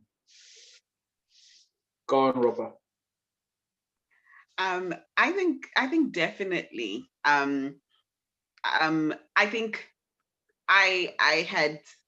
there's a problem of you should show emotion if you're a woman, but not too much, because then people are going to call you crazy or you're unraveling. But if that's how I feel, that's how I feel. And then there's that whole Munwemskana thing, which is you wake up early. But why am I waking up at 5 a.m.? I can clean my whole house in an hour. I don't need to be up at 5. I can wake up at 8, clean the house, and at 9 I can have breakfast. I don't know why you're making me wake up at 5. It doesn't make sense. And then I think for me it was worse because I went to an all-girls boarding school, which means I had all this time surrounded by people that were exactly like me. So I'm super opinionated. I laugh with everything that is within me, and I shout with everything that is within me. And every single time I was around, aunties and uncles and whatever, they'd be like, Ropa, you talk too loud. Ropa, you laugh too loud. Ropa, you're too opinionated. And that stifles a lot of who you are. And then there's also that whole thing of be ambitious, but not too ambitious. Men don't like women that are too educated and everything. And then you go to church, and then there is that whole, when, like, I think Naftal was talking about how when you go through your teenage years and even later, and you realize that you're a sexual being, and then there's that whole, no, there's no way you can be a woman and find men attractive, because that's not of God. That is a demon right there. We have to pray for you. Right. So I think there are a lot of things that came on. And I think for me, I combated that with even being more abrasive and being more very headstrong about what women should be. So I became very much like, if I want to be a trophy wife, let me choose to be a trophy wife because I want to. But if I want to be this type of woman, let me choose to be. And I think it made me realize that the Zimbabwean culture makes women to be very monolithic, whereas we're not. We are we're multifaceted, and you should let me be the girl that wants to speak Klingon but also want to sing in church, and want to wear wigs but at the same time want to eat mador. Like, you should let me be all those people, because that's who I am, and let me explore that. Okay, so I'm gonna do something different here, because I did see Fari's hand, but I'm just gonna mix it between the boys and girls so we can get a balance of opinions, like a seesaw. Go on, Nafi.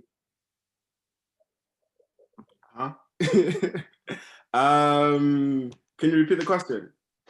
So the question is, so with everything that we've kind of discussed regarding society, do you feel, as your personal experience, do you feel like you've been stifled by what you're supposed to be as far as society's defined you, or as far as what your friends or your relatives or your partners have defined you as, like that whole boys don't cry type of thing, or, you gotta be an alpha male or a joker, or things are just supposed to rub off on you and you're not supposed to feel some type of way.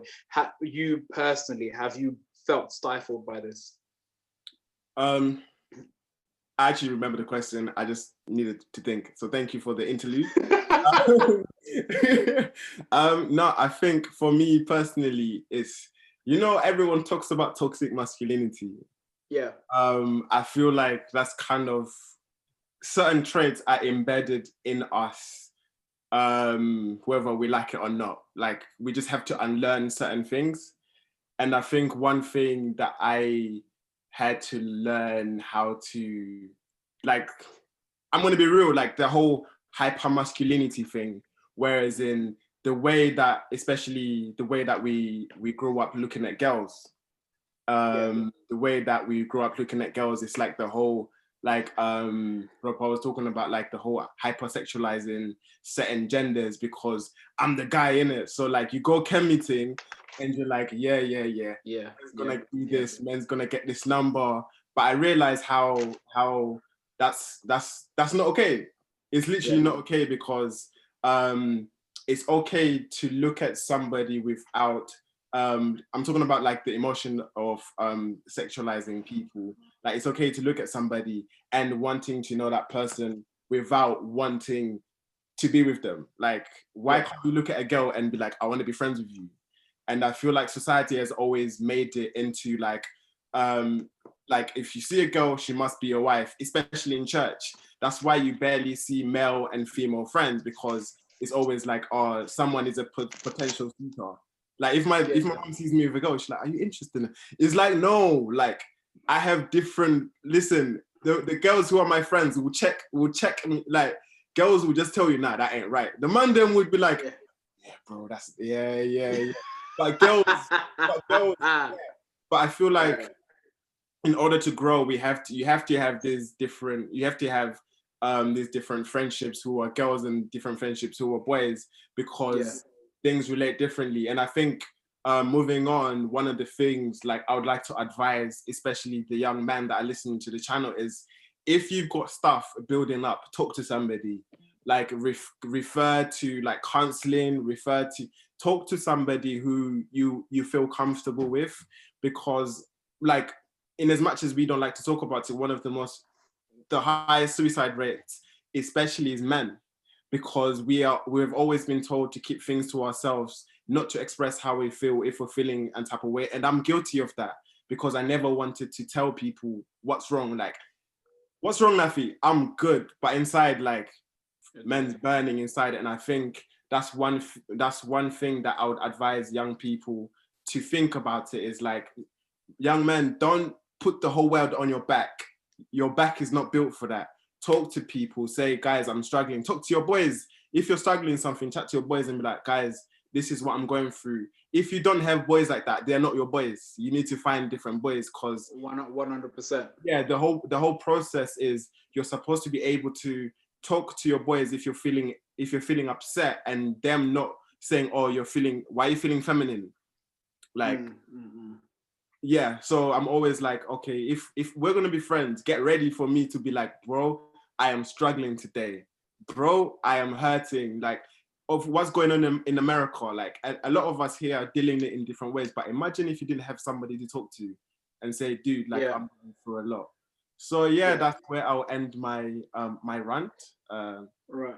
Okay. So again, in the interest of keeping balance, unfortunately, we're gonna have to go through our last two final points, and I do see Tendai, you've got your hand up, but unfortunately, Dylon and Fari were first. So we'll go with Fari and then Dylon, and then hopefully we'll have enough time for Cynthia and Tendai to give us, and just round it up, to be fair. Before Fari goes, can I give my place to Tendai, because everything I wanted to say has been said. So. Oh, okay, fair enough. So Fari, go on. You're lucky. Yeah, I think personally, I think society has way too much of an opinion on how all of us should be living our lives. Like, looking at me personally, I'm a woman, I'm Zimbabwean, I've grown up in England, I'm Black. All four of these aspects have different connotations depending on who I'm talking to. If I'm talking to Zimbabweans, aunties are telling me, Kuti, I have to start getting ready for marriage. I'm supposed to be, as Ropa said, I have to be up at 5 a.m. because if I don't do my dishes, then the husband is going to come and return me and ask for a refund. I need to know how to sew. I need to know how to quarterback in these English houses with carpet. I'll go home to Zimbabwe and people are like, oh my goodness, Fari, you can cook. We ain't want it. Fari's cooking everybody. Like, I don't understand. Then I come to England and everybody's now talking about independence. It says, no, you have to be your own woman. You have to do this. How dare you think? Housewife? How could you ever think that? You need to have a business. Why haven't you started a business, Fari? What are you doing with your time? Then as a Black person, I'm constantly being told, listen, social injustice, we must stand up, we must riot, we must protest. Why do you have white friends? How can you ever dare to date a white person? Do you not know what society has way too many opinions and it's way too many voices. And it's the fact that you can't be, like what Ropa said, you can't be multiple people at once. You can't build your own self as a character. I can't just be Fari because one part of my personality is going to conflict with the other part, and then other people are going to have voices and opinions. So many people have gone to my dad behind my back saying, but why are you letting Fari do this? What is she doing at university? Why is she in China? Does she have a connect? Like, everybody's had an opinion of our lives, and I had to learn for me, the problem that built for me was then I am very, very stubborn, and I'll admit it with my chest. The second somebody tells me what I'm supposed to be, I'll cut it off, even if I want to do it. As soon as somebody tells me, Fari, do this, and I'll be like, no. Even if I was gonna go do the dishes, there was one time I was ready to get up and go do the dishes. Someone going, Fari, go wash the dishes. No, that's what I'm going to bed. Good night. I'm not doing it. But it's the mentality, because I'm so tired of people telling me who I'm supposed to be. And like, this is two things that we kind of need to look at it differently. Anybody listening, my story is not your story. Your story is not my story. And it doesn't make sense. There's difference between supporting me and offering advice and then trying to drive my car because your car didn't end up where you wanted it to be. And I feel like that's a lot of the time, that's where the pressure comes from, because your life didn't turn out how you wanted. You wanted to you, because I'm going to send for people and let me keep quiet. But basically, it's something that I've had to learn as I've gotten older, that I am my own person and my opinion matter. And just because I'm a woman, especially in the church, especially in the Zimbabwean church, just because I'm a woman does not mean that I have to stay silent. It does not mean that I'm not allowed to voice my opinions. It doesn't mean that I have to let men tell me what I can and cannot do in any situation. It doesn't mean that they're always right. And then when I started looking at God more and my relationship with God grew, I realized that's exactly what he was telling me. He was telling me that I am my own person and he has designated me for a certain job. And even though I am a woman, it might be something that certain parts of society are going to tell me that, no, this isn't for you because you're a woman, because you're black, because you're whatever you want to call it. But no, listen, when God created me, he created Fari and he didn't say to me, Kuti, society is going to dictate your life. God dictates my life. And I feel like that's something that we need to start learning, and also saying confidently. Like if one of my aunties in Zimbabwe asks me why I'm not doing nursing, I will say because God told me that that's not where I'm supposed to be. And if you have a problem with it, speak to my father, because it's not my business. And that's, yeah, I feel like that's the way we need to start moving, because society is always going to have opinion and you're always going to be doing something wrong. So at some point, just goes, all right, you complain by yourself, me, I have 6 bedrooms to decorate. That's a heavy shout, and I think that applies to both men and women as well. So Tendai, I think you might actually be our last point for the evening. All right, okay. I have to give thanks to Dylon, but I think he wants something in return next time, or in the future. You know, surrender the small fish to get the bigger ones. Anyway. Okay.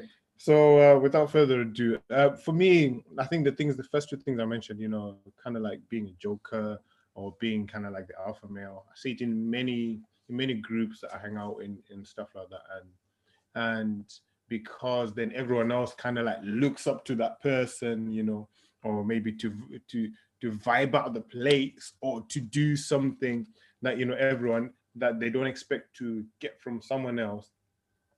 It then brings points of comparison, and I think there's also different points of comparison, even in with females as well. Obviously, oh, if a girl looks this way or that kind of thing, you know, then everyone else is like, okay, so why can't I do this? Why can't I do that to make myself look better? But I think girls know more of that than me. I'm gonna just speak on the male side of things. So, for guys, then there's a pressure to do things, you know, whereby you also want to get noticed. So either, you know, if you do happen, let's say, to have something that, you know, people would be attracted to. So for example, hypothetically, you have a lot of money. Sometimes you're thinking, you know what, maybe I should do this, or maybe I should do that. Maybe I'll attract more people. Or maybe if you think, you know, maybe going to the gym is going to make you better, you know, you're going to be hench and stuff like that. You're like, okay, you know what, maybe I need to do this, you know, because everyone else, you know, who's hench, you know, is getting looks and stuff like that, you know, and all those things. And unfortunately, this is creating a bad situation for us where we compare ourselves to each other because of this, also this alpha male mentality. I'm not saying it's bad I'm saying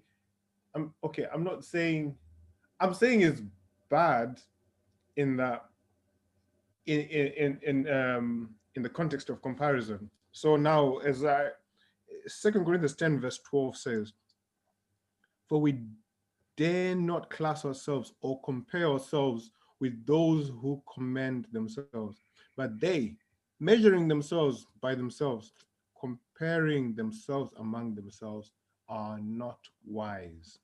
So, you know, this brings to me the point that, you know what, it's not just to me, but to everyone else who might be watching, that comparing ourselves to other people just because we see other people have something, maybe an ulterior or exterior that looks very good, and then we want to get to that. You know, I don't think that's the best thing to do. And I've got one more thing to read out, and I think this is from the book True Education, page 12, paragraph 1, and it says, every human being created in the image of God is endowed with a power akin to the Creator, individuality, the power to think and to do.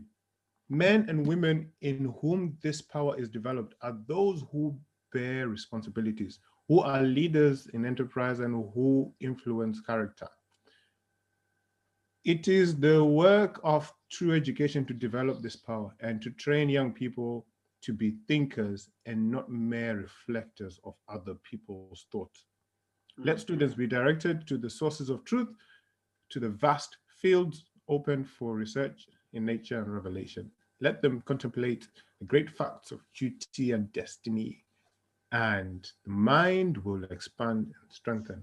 So I believe that this is what we ought to look to. Jesus Christ is what we ought to look to. and not get fully pressured by society to be a certain person. Maintain your individuality, even if some other people from a specific society think it's embarrassing. As long as you're following God the way you're supposed to, then God is happy with you. I think on that enigmatic note, I think we'll bring tonight to a beautiful close. Just to round off, I would say that I guess the message that I'm getting from all of this is to keep your individuality and do not be afraid to be yourself.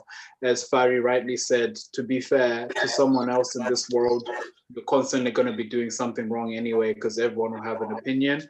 So if you're going to do something wrong, do the wrong thing that you will enjoy within the confines of God's law. Would that work?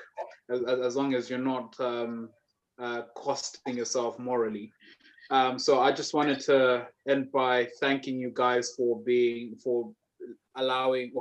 giving us some of your time this evening to share your thoughts, share opinions, share some verses and some words of wisdom. And I just pray that God will continue to bless you in everything else that you do. I think we had Cynthia pray for us before we started, and Dylon, I was going to ask him, but he's back now. Dylon, could you please close for us with a word of prayer? Let us pray. Dear Heavenly Father, we thank you for this time where we can come together, Almighty God, and discuss as young people, Almighty God, about life, Almighty God, and about the things that we go through, our experiences, Almighty God. We thank you for the gift of time and choice, Almighty God, where we can learn from our past mistakes, Almighty God, so that we can be better people tomorrow, Almighty God. Be with us in all the things that have been discussed here. I pray that you guide us all individually in our lives, Almighty God. Those who may be watching, those maybe who couldn't make it, Almighty God. I pray that you lead us the way that we should be led, Almighty God. Help us not to be defined by society, Almighty God, but help us to be defined by our Creator, which is you. Be with us in everything that we do, Almighty God, and may we acknowledge you, Almighty God, for you know what you created us for, Almighty God. Mankind does not know, but you know. Be with us in everything that we do, Almighty God, all of the chaos and crisis happening in the world. I pray for your guidance there, Almighty God. I pray for your healing hand, and I pray for peace, Almighty God, that can only come from you, Almighty God. Be with us now as we continue throughout the week. In your holy precious name, I pray. Amen. Amen. Amen. Well, thank you very much, guys. I hope you guys have enjoyed this as much as I have, because so many times I'm trying to hold myself back from laughing. But yeah, I wish you all a wonderful evening, and anyone who's watching live, thank you very much for your questions, for your participation. Actually, sorry, there's a comment that I'm supposed to refer to. This is one for the lads. Jesus wept, so why can't you? This was written by a guy named John, I think. I may have paraphrased that a little bit, but yeah, this is the idea about sharing your emotions and not holding them in. Thank you very much, guys. I can keep talking for the world, so if you guys don't go away, I'll just keep monologuing.